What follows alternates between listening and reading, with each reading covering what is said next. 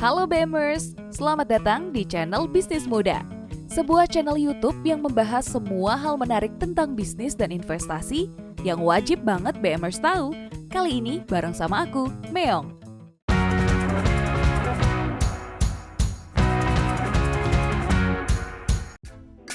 Di episode kali ini aku bakal ngebahas soal video game.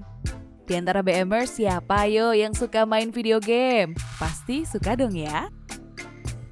Ada nih BMers, salah satu perusahaan video games asal Amerika Serikat yang kinerja keuangannya tertekan gara-gara pandemi. Dan mereka masih melakukan penjualan fisik alias buka gerai fisik. Kira-kira BMers tahu nggak soal topik yang lagi hangat ini? Itu loh soal emiten GME alias GameStop. Kabarnya saham GameStop tiba-tiba naik drastis hingga $347 Amerika Serikat per lembar sahamnya sampai 27 Januari 2021. Wah, bisa mahal begitu. Kira-kira apa ya faktor penyebabnya? Sini Meong mau jelasin dan simak video ini sampai habis ya BMers. Tapi sebelumnya subscribe dan like dulu dong. Oke, Meong mau bahas apa itu GameStop. Jadi, GameStop itu merupakan sebuah perusahaan penjual video game serta konsol game yang didirikan pada 2004 silam.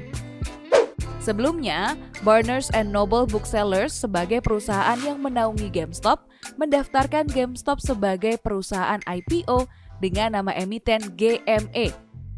Harga saham GME kala itu sekitar $18 Amerika Serikat per lembar sahamnya pada tahun 2002.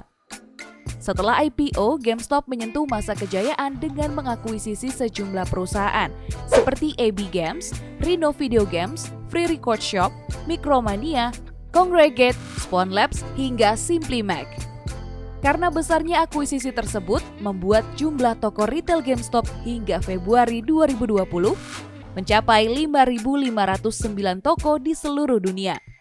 Seiring dengan perkembangan zaman, pada 2016 sampai 2018, masa kejayaan GameStop mulai menurun belasan persen akibat maraknya toko video game digital. Seperti Xbox Live, PlayStation Network, Nintendo eShop, Steam, Epic Game Store, dan lainnya. Akhirnya pada 2019 GameStop merubah strategi mereka dengan menghadirkan produk game lawas alias retro dan mengizinkan konsumennya untuk menjajal game tersebut sebelum membelinya. Tapi ternyata strategi tersebut belum berhasil dan terpaksa harus menutup 783 toko di seluruh dunia pada 2018 sampai 2019. Tidak cukup sampai di situ saja, GameStop malah berencana untuk menutup 1.000 toko lagi di seluruh dunia pada April 2021 mendatang. Nah, performa GameStop yang kian hari kian menurun ini berimbas pada saham GameStop yang juga terus menurun. Dengan prospek saham GameStop yang suram, banyak hedge fund mencari peluang untung dengan mengambil posisi short selling di saham tersebut. Harapannya mereka bisa mendapatkan untung jika harga sahamnya beneran turun. Hedge fund itu merupakan pihak yang mengelola dana untuk kalangan menengah atas.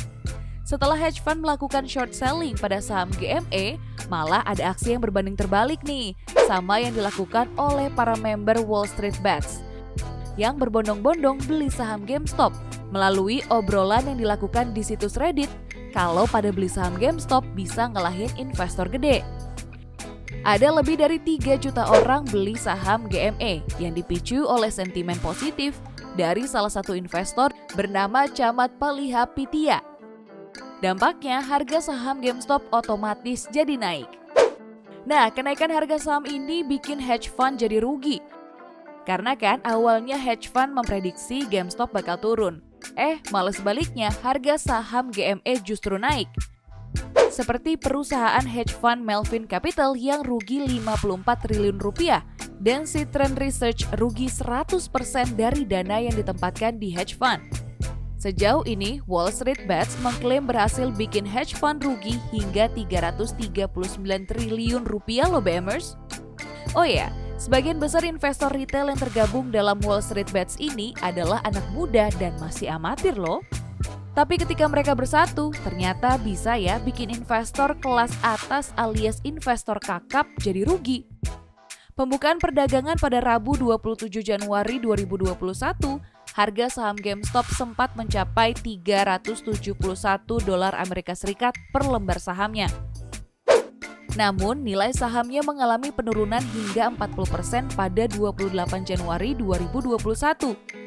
Penurunan nilai saham ini disebabkan oleh salah satu broker online bernama Robinhood yang membatasi perdagangan saham GameStop. Akibatnya nih, Robinhood disebut-sebut bela hedge fund karena salah satu investornya, Citadel, adalah pemberi dana bantuan ke hedge fund yang rugi gara-gara GameStop. Kabar terbaru, Robinhood masih akan membatasi investor untuk beli saham GameStop dengan satu saham dan maksimal 5 kontrak opsi. Kalau kalian punya tanggapan lain soal kasus GameStop ini, bisa komen di bawah ya BMers. Di next episode, Meong bakal kasih tahu BMers apa itu short selling dan kenapa si hedge fund melakukan short selling dan resiko transaksi dengan short selling. Terima kasih ya sudah menyaksikan video ini. Bye BMers!